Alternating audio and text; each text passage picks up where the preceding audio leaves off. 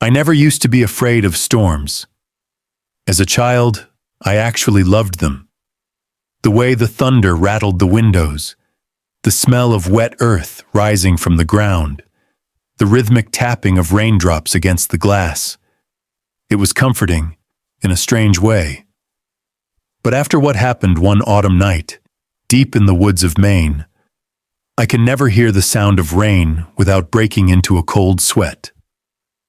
Let me start from the beginning. It was October, and I had taken some time off from work to stay at my family's old cabin near Moosehead Lake. It had been years since I last visited, and I was looking forward to a peaceful week alone, away from the constant noise of the city. The cabin was isolated, nestled between dense pine trees, with no neighbors for miles. It was the perfect place to unwind, or so I thought. The first few days were uneventful. I spent my time hiking, fishing, and reading by the fireplace.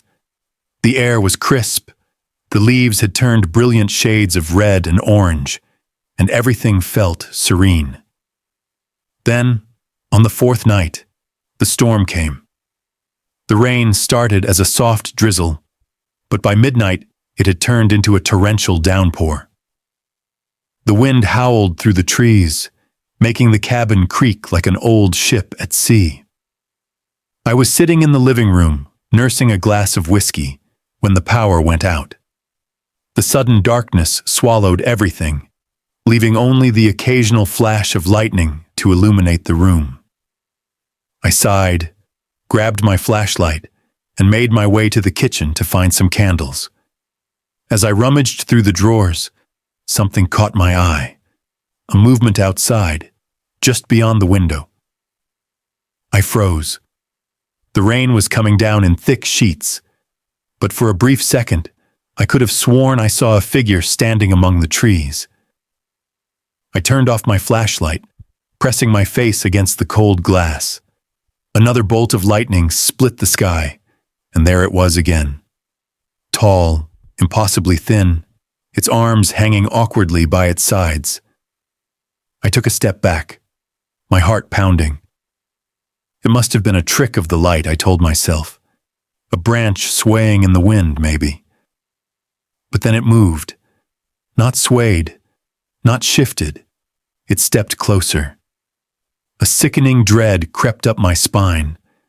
There was no way anyone should be out there. My cabin was miles from the nearest road, and I hadn't seen another person in days. Yet there it was, standing in the storm, watching me. Another flash of lightning, and it was gone. I barely slept that night. Every time the wind howled, I swore I could hear something shifting outside, something moving just beyond my line of sight. When morning finally came, I forced myself to go outside and check. The ground was soaked, leaves and branches littering the yard. But there was something else, too. Footprints. Long, deep footprints leading from the tree line to the cabin, stopping just beneath my window. They weren't human. I packed my things immediately. I drove back to town that morning, staying in a cheap motel for the night. I told myself I was being paranoid, that exhaustion and whiskey had played tricks on my mind. But deep down, I knew better. The following evening, as I lay in bed watching TV, my phone buzzed. It was a message from an unknown number. It was a picture of my cabin. Taken from the woods. Taken from the exact spot where the figure had stood. I stared at my screen, my body going numb. Another message popped up. "Nice place, you left in a hurry." I didn't sleep that night. The next day, I contacted the police. They took my statement, but without any real evidence, there wasn't much they could do. The number that had texted me was untraceable. They assured me it was probably a prank. "Kids messing around," they said. But I knew better. I never went back to the cabin after that. I put it up for sale, and to this day, I have no idea who or what was out there that night. Sometimes when it rains, I still get that same sinking feeling, like something is watching, waiting. I just pray that I never see it again. I never wanted to go back to that house.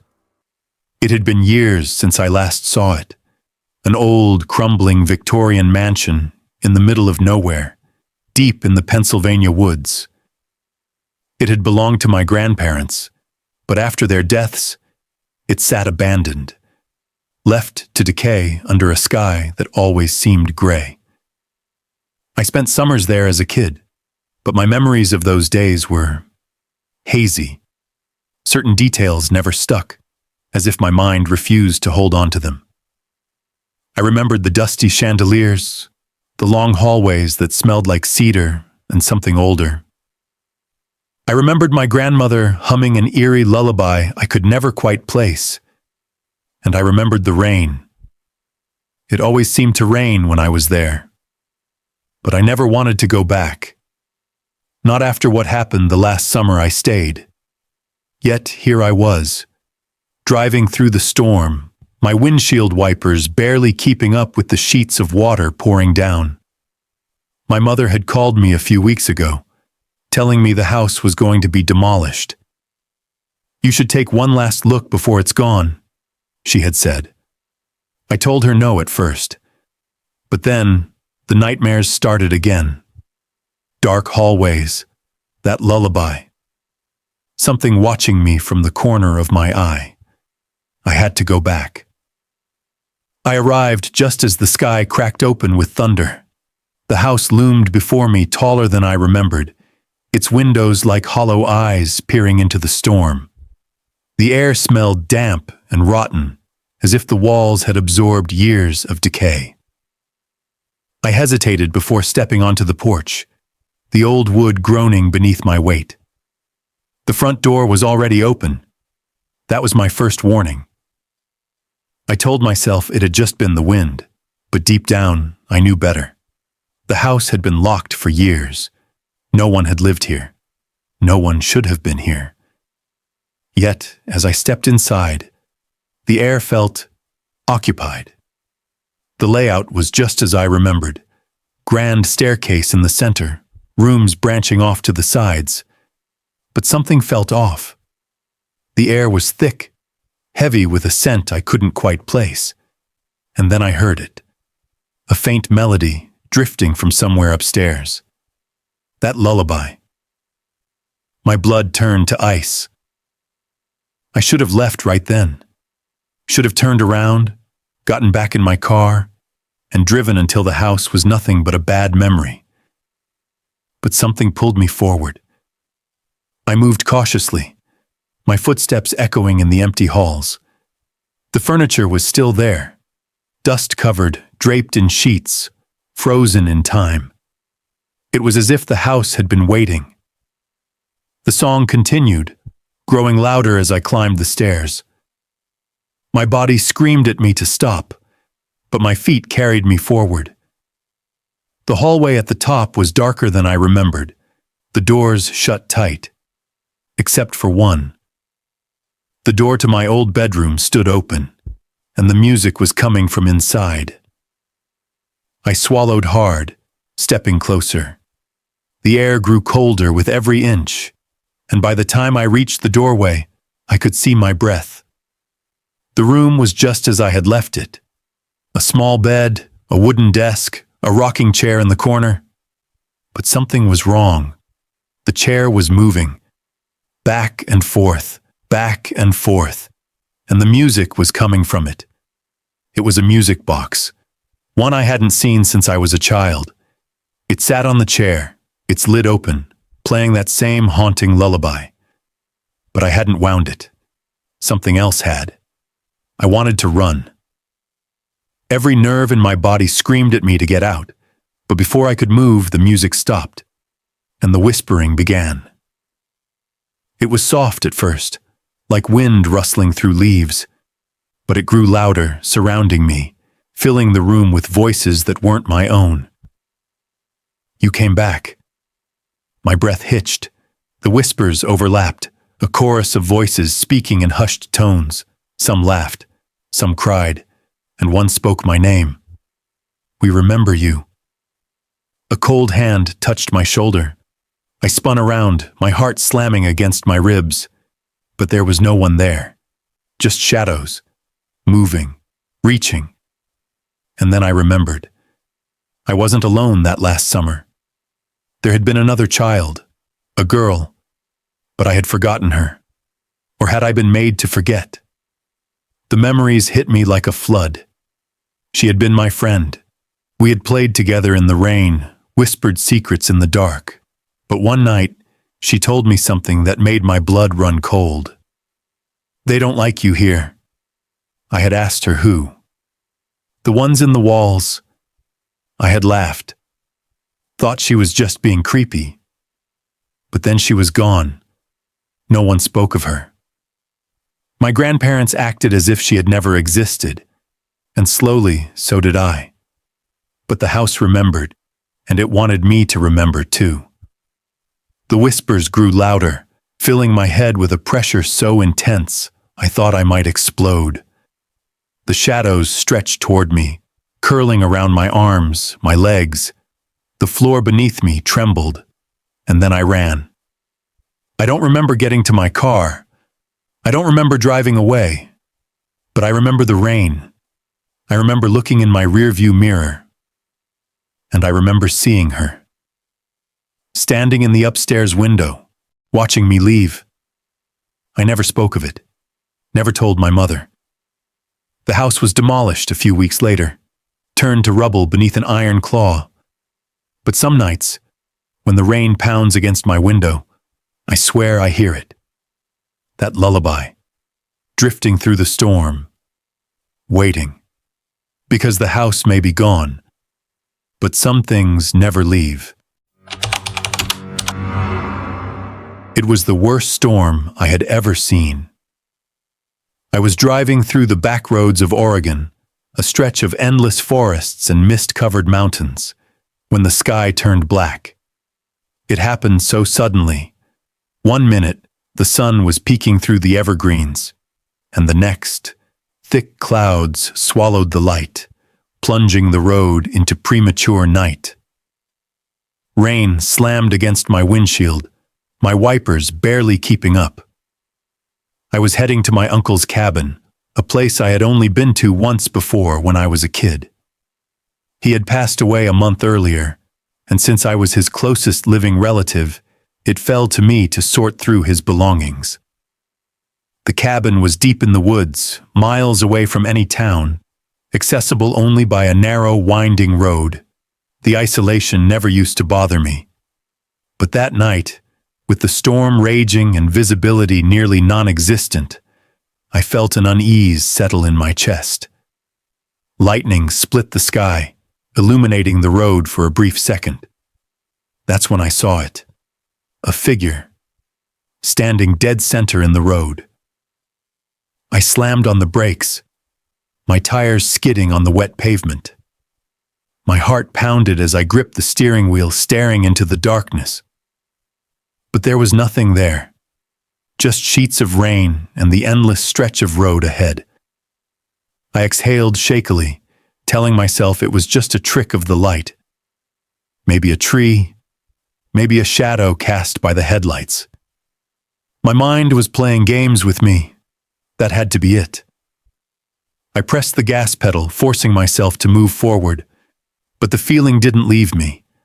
Something was out there, and it was watching. The cabin was just as I remembered. Small, rustic, surrounded by towering pine trees that seemed to swallow the structure whole.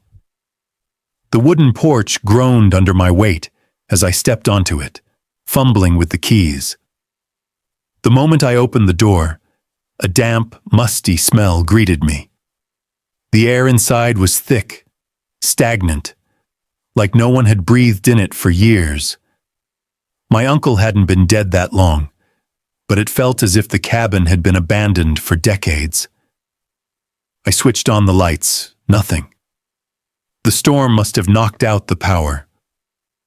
I sighed, pulling out my flashlight and scanning the room. Everything was coated in dust. A single wooden chair sat in the center of the living room, facing the fireplace, like someone had been sitting there just moments before. A half-empty whiskey bottle rested on the nearby table, next to a book left open, its pages yellowed with age. It felt wrong, like I wasn't alone. I shook off the feeling and set down my bag. I wasn't going to let my imagination get the best of me. Not tonight. But then I heard it. A soft tapping. I froze. The sound was faint, barely audible over the wind howling outside. It came from the back of the cabin, the bedroom. I took a slow, measured breath and stepped forward, my boots creaking against the wooden floor.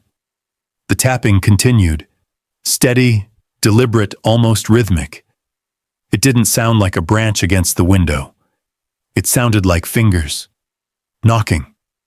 I reached the bedroom door and hesitated. My pulse roared in my ears. Then, just as I was about to open it, the knocking stopped. Silence. A long, suffocating silence. I exhaled, pressing my forehead against the doorframe. I was exhausted. My nerves were shot. I just needed sleep. I turned away, heading back toward the living room. That's when I saw the footprints. Wet, leading from the front door. But I hadn't been outside, and the footprints weren't mine. I barely slept. I locked every door and window, double-checking them 3 times. The rain never let up, hammering against the roof in relentless waves. But the worst part wasn't the storm. It was the silence between the thunder. Because in those quiet moments, I swore I could hear it. Breathing. It wasn't loud, just a faint, raspy inhale. Exhale. Not mine. I kept my flashlight clutched in my hands, pointing it at every dark corner of the cabin.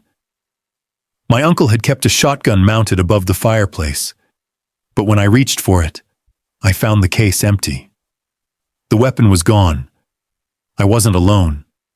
I didn't know how I knew. I just knew.